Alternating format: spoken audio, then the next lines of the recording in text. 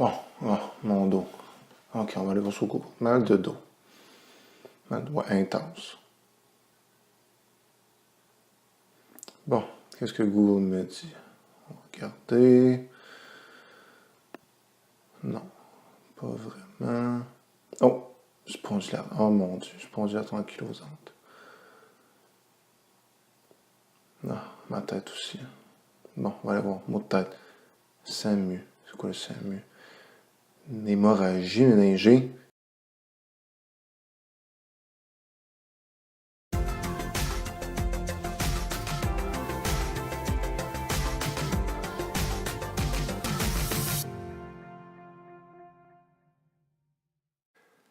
Bonjour tout le monde, Sébastien Baribeau, physiothérapeute.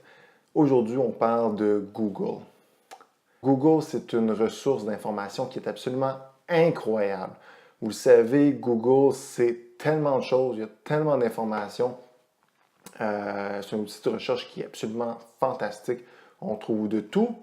Et malheureusement ou heureusement, on trouve aussi des choses sur la santé. On trouve un paquet de choses. Je l'utilise tous les jours ou presque. Dès qu'on ne sait pas quelque chose ou on veut se rappeler un élément plus particulier, on va sur Google et on trouve un paquet de littérature scientifique, d'informations. C'est très intéressant. Mais ça ne fait pas en sorte que Google est un bon diagnosticien. Okay?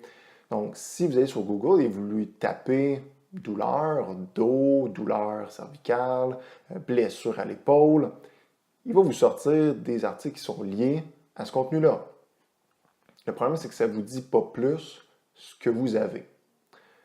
Même si vous allez chercher des articles, vous trouvez des symptômes, des signes qui ressemblent à ce que vous avez, Google n'est pas là pour vous évaluer, n'est pas là pour faire un diagnostic sur votre condition. Bon, heureusement, parce que sinon, je n'aurais plus vraiment d'emploi. Donc, pour mettre tous les signes et symptômes ensemble, ça prend une personne. Okay? Il faut quelqu'un pour vous évaluer, pour regarder comment vous bougez, regarder votre force, regarder la mobilité des différentes structures. Vous questionnez sur vos douleurs, vous questionnez sur votre passé, et tout ça ensemble mène au diagnostic. Ce n'est pas seulement de trouver quelques signes et symptômes sur Google qui va faire en sorte que vous allez avoir un diagnostic approprié. La plupart du temps, on tombe sur des diagnostics catastrophiques, comme on a vu dans la vidéo là, juste avant, spondylarthrite ankylosante. Vous avez mal au dos, faible chance que vous ayez ça. Ça se peut. Mais les chances que vous tombiez sur un diagnostic catastrophique sur Google sont relativement hautes. Pourquoi? Parce que les gens accrochent sur ces diagnostics-là. Donc, Google, dans son algorithme, favorise souvent les diagnostics plus catastrophes. Et ce n'est pas à cause de Google, c'est à cause des gens qui font des recherches et qui recherchent ce genre de contenu-là. Même si vous trouvez spécifiquement ce que vous avez sur Google, ce n'est pas non plus lui qui va vous traiter. Donc, il va peut-être dans certains sites suggérer des traitements, mais ultimement, ces traitements-là, vous les appliquez à vous-même. Il n'y a personne qui est là pour vous guider, personne qui est là pour vous dire si c'est le bon traitement ou même si c'est la bonne condition que vous êtes en train de traiter. Parce que vous êtes peut-être trompé, vous êtes peut-être passé à côté de quelque chose lors de votre recherche sur Google. Et c'est pour ça que les professionnels de la santé font des cours de plusieurs années pour arriver à un niveau d'expertise au niveau musculo-squelettique, par exemple, comme dans le cas du physiothérapeute.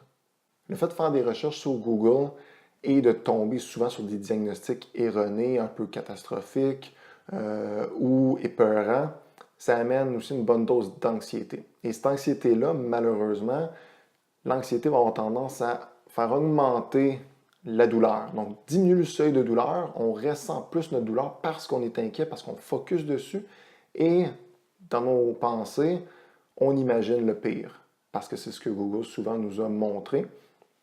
Donc, quand on arrive chez le médecin, chez le physiothérapeute, on a déjà un diagnostic présumé dans notre tête. Et ça, on ne le dit pas nécessairement aux professionnels. On devrait le dire. J'ai recherché sur Google telle problématique et j'ai peut-être ça. La personne va être capable de vous dire si c'est le cas, si c'est pas le cas du tout. Et après ça, il va falloir que vous soyez capable d'enlever ce diagnostic-là de votre tête. Parce que si vous venez me voir, je vous évalue, je prends le temps de vous poser des questions, de regarder l'ensemble du portrait, je vous dis mon impression de diagnostic et que par la suite, vous avez encore cette image-là du diagnostic sur Google, c'est contre-productif et on n'avance pas. On stagne et l'anxiété reste. Donc, il faut que vous fassiez confiance au professionnel qui est en face de vous, beaucoup plus qu'à Google pour votre santé. En résumé, c'est correct d'aller sur Google. On s'entend, on le fait tous. On est tous curieux, on veut savoir ce qu'on a, on veut rechercher les différents diagnostics, on veut s'informer. Et Google est une excellente plateforme pour le faire. Malheureusement, il faut rester vigilant sur l'information qu'on y trouve et il faut faire confiance au professionnel qui, ultimement, c'est lui qui va vous traiter et c'est lui qui va aussi émettre le bon diagnostic pour votre condition. Vous pouvez toujours challenger votre professionnel en lui disant ce que vous allez trouver sur Google. Et des fois, ça peut lui permettre de remettre les pendules à l'heure et de clarifier certaines choses pour vous aider à être moins anxieux et à mieux dormir le soir sans arrière-pensée. Donc, si vous avez d'autres questions ou si vous appréciez le contenu sur la physiothérapie, les blessures, la réadaptation, le sport, vélo, course, n'hésitez pas à vous abonner à ma chaîne YouTube juste en bas ici. Vous pouvez aussi aller voir ma page Facebook au Sébastien Baribeau, physiothérapeute, ou ma page web simplementphysio.com. Sur ce, à la prochaine.